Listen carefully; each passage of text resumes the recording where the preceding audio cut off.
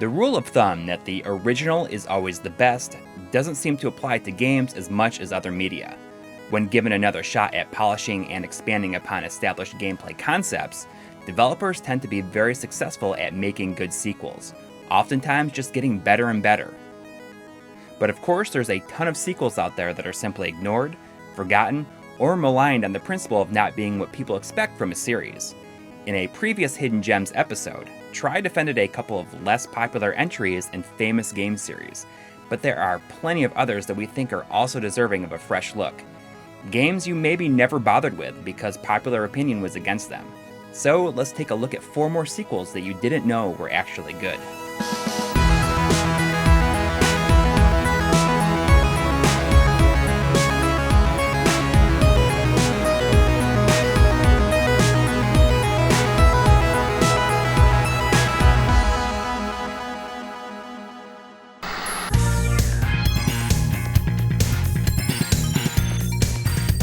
Blaster Master might be a bit less famous than Castlevania or Mega Man, but it's still one of the premier third-party games for the NES. It combines excellent side-scrolling action in an expansive subterranean maze that's a joy to explore, with the ability to leave your vehicle and power up in overhead shooter areas, all backed up by one of the best NES soundtracks. It's just one of those special games that feels like it accomplished everything it set out to do. Nothing feels missing or incomplete, and maybe that's why its history with sequels is troubled to say the least. From the sloppy Blaster Master 2 on the Genesis, to the uninspired Blaster Master Overdrive on WiiWare, the series never managed to reignite much excitement until Inti creates Blaster Master Zero in 2017. But there's one sequel that I think is criminally overlooked, and I can't blame you for assuming it's the least likely of any to actually be good. This is Blaster Master Blasting Again for the original PlayStation.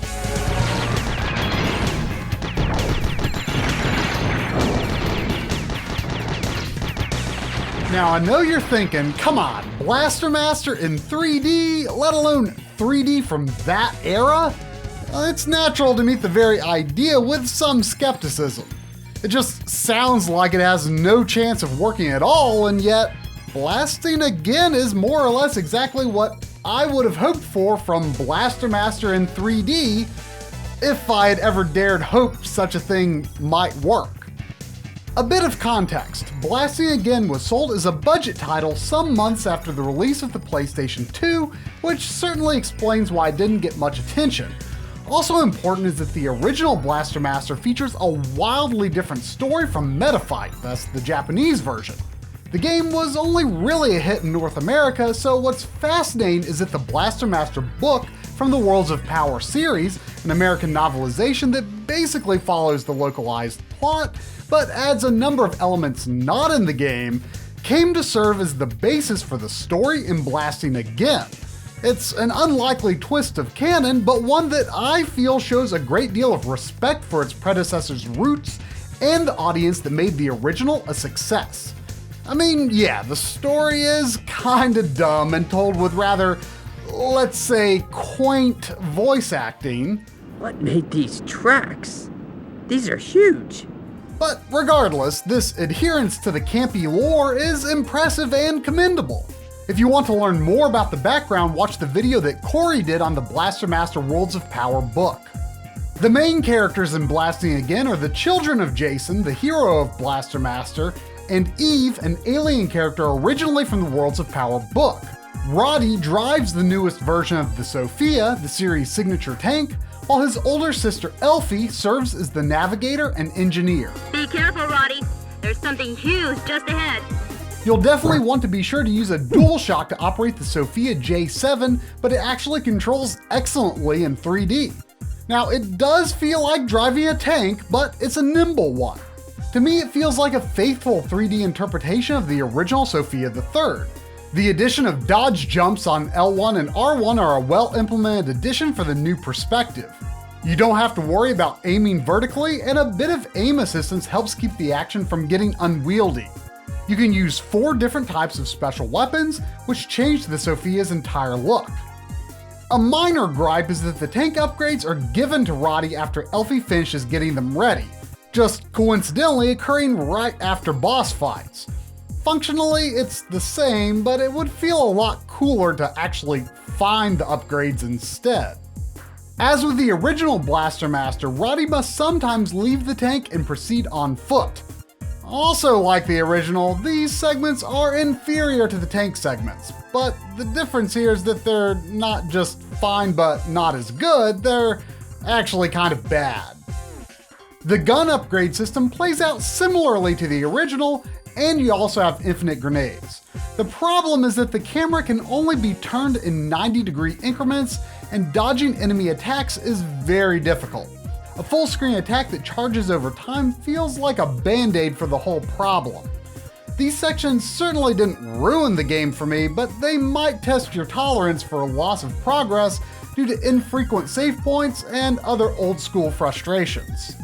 At least the bosses that you fight on foot are rather easy, and one cool bonus over the original game is that there are actually boss fights in the tank, and they're really cool too. Challenging, but mostly in a good way. I kinda love how they have a ton of different life bars with different parts to destroy. Blasting again is not particularly short for this sort of action game. Expect around 10 hours, likely more if you have trouble finding the new areas in the second half of the game. Despite some frustrations with the on-foot gameplay, the fun of exploring a vast underworld and driving a tank that can jump carries over from the NES original. This isn't some bizarre reimagining that throws the template out the window. This truly is Blaster Master in 3D. So do yourself a favor and give it a fair shot.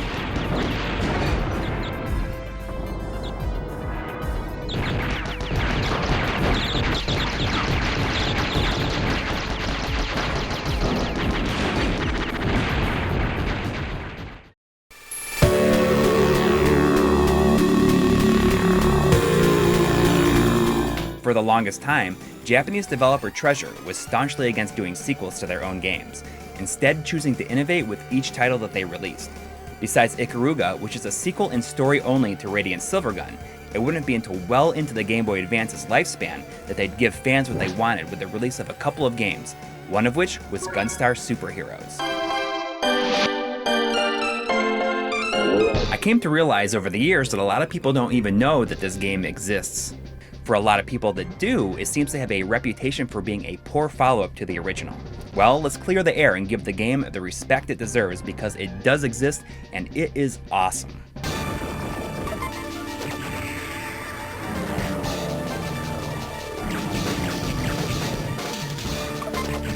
The story takes place an undetermined amount of years after the original, with the Empire trying to collect 4 gems that would allow them to resurrect the god Gold and Silver.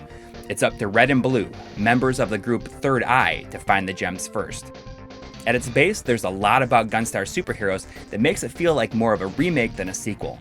In addition to the story similarities, bosses and levels are taken liberally from the original. Each character has a slightly different storyline, although progression is roughly the same. After you finish the first level, you can choose from 4 additional levels that can be taken in any order you like. Instead of having 2 weapons that can be combined, each character now has a set of 3 weapons that you can toggle through. Each character's weapon loadout is only different in terms of their main weapon. Red has a machine gun, and Blue has a laser. The other 2 weapons are the same between the characters, a homing laser and a burst shot. Controlling Red and Blue has that tightness that Treasure is known for. They're run and gun pros after all. A nice addition that I love is being able to lock your attack in a direction and strafe back and forth. This is hugely convenient for crowd control. Hand-to-hand combat has been altered to be a bit more robust than the first game. You no longer have to grapple with enemies and throw them around, but instead you have moves like a flying kick and a jumping uppercut. Finally, each weapon has a super move that can be enabled by pressing the R shoulder button twice then holding it down. This is great, but let me tell you, this can be pretty overpowered in certain situations. So much so that it really makes most of the game a cakewalk in normal mode. Way easier than the original.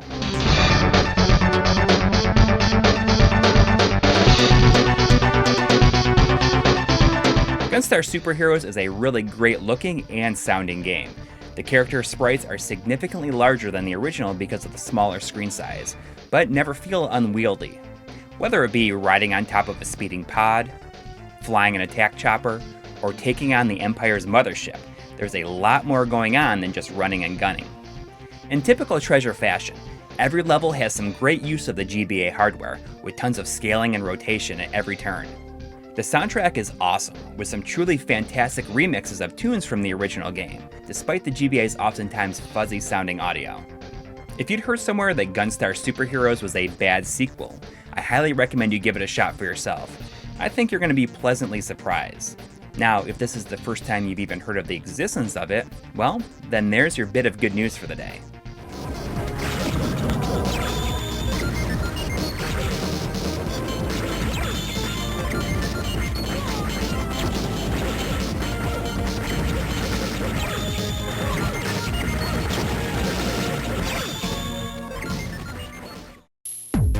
The 8-bit and 16-bit generations were indisputably the heyday for Konami's Contra series. Having heard bad things about the PlayStation entries developed by Appaloosa Interactive, I didn't pay much mind to the PS2 entries for a long while until a friend told me that Contra Shattered Soldier is actually really good. Developed by a team led by Nobuya Nakazato, the guy who directed some of Konami's greats like Contra 3, Hardcore, and Rocket Die Adventures, it is indeed actually a pretty great game. Tough as nails, even tougher than any other Contra game, but it's some darn fine side-scrolling run and gun action. But that's not what I'm really here to talk about today. Today we're talking about Neo Contra, a game that even years after I came to appreciate Shattered Soldier, I still assumed was bad. I mean, an overhead Contra with no side-scrolling? Come on! You probably assumed it was bad too. But whoo boy, this game is something.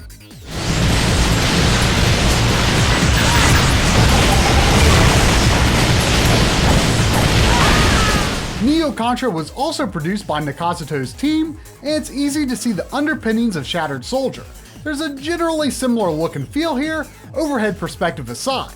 Just like with Shattered Soldier, you cycle through 3 weapons that you always have in stock, rather than picking up the traditional upgrades. The difference here is that you do have some choice as to which weapons to take into battle, which vary a bit between series mainstay Bill Riser and his new samurai buddy Jaguar.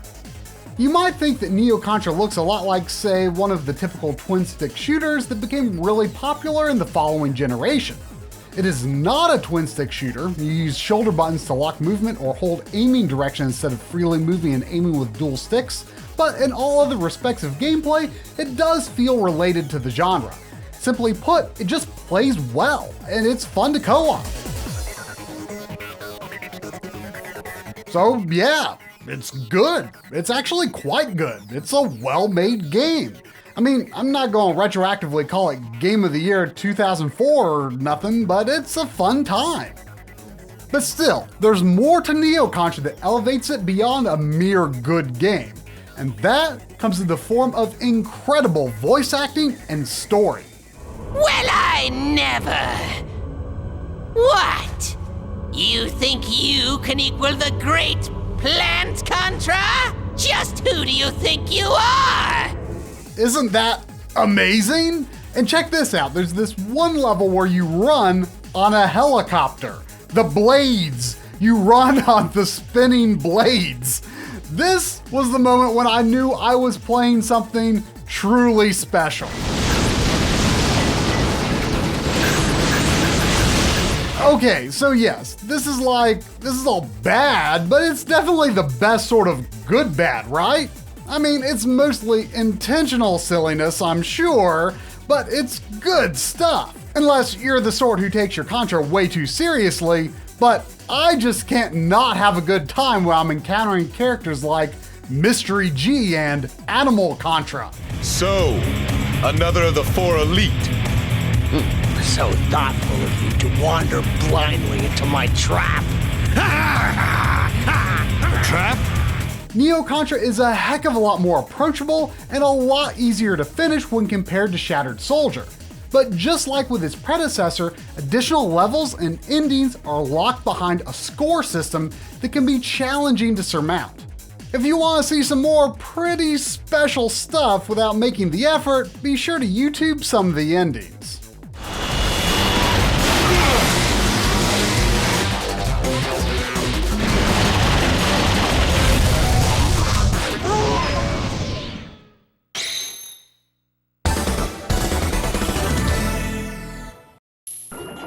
In the mysterious caverns below the castle, your odyssey continues against the awesome forces that oppose your efforts to reach the Dragon's Lair. Lead on, adventurer. Your quest awaits. Since Dragon's Lair's release in 1983, there has been repeated attempts to make it into more of a game than it originally was. These remakes, released on the NES and Super NES, turned the full-motion video adventure into a side-scrolling action game. Unfortunately, these were poorly done and were unsuccessful at achieving the atmosphere that the original was known for. In 2002, yet another attempt was made by Dragonstone Software, this time in 3D. The results were much better. It's still not a great game, but it's fairly decent. That said, I picked it for this episode because, well, I just think it's kind of cool.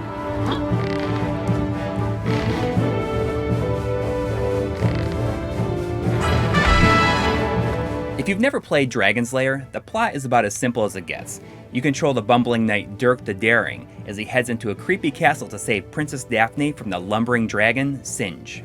The arcade originally had you blasting through beautifully animated FMV vignettes, trying to survive what could be essentially boiled down to a game of Simon Says. This 3D version takes those sequences, gives you complete control, and lets you hack, slash, and platform through them.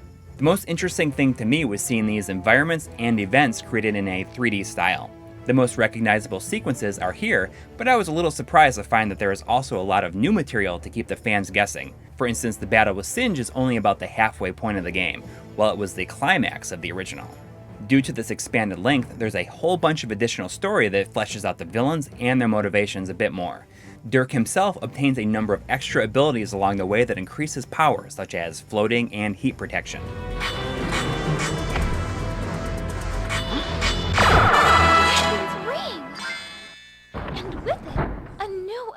Is yours! The Whirlwind Sword Attack! Honestly, Dragon's Lair 3D does have its fair share of issues. Controls are oftentimes unresponsive, solutions can be obtuse, there's loads of insta-kill scenarios creating a bit of a trial and error vibe, whether it be taking the wrong path or getting caught in a series of attacks by enemies. Who knows, there might even be several instances where you feel annoyed enough to stop. At least having unlimited lives and the ability to save at almost any time alleviate the pain some.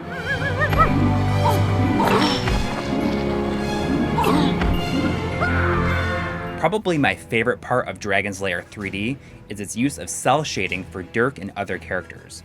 Its solid colors are simple and effective, giving it a look and feel that's closer to the original than I expected. Of course, Dirk's trademark screams and yells, one of my favorite parts of the original, are here and endearing for about the first quarter of the game. Then it starts to be not so endearing. The score has also been given new life and is suitably extended beyond the original's relatively short theme.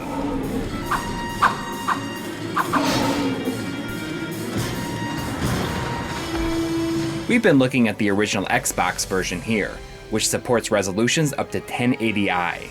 It was also released on PlayStation 2, GameCube, and PC. Obviously, I'm using the term hidden gem pretty loosely for Dragon's Lair 3D. It's certainly not an amazing game, but it's not nearly as bad as reviews would have you think. It retains the spirit of the original, which is something that I feel can't be said for previous attempts. And heck, I just thought it was kinda interesting.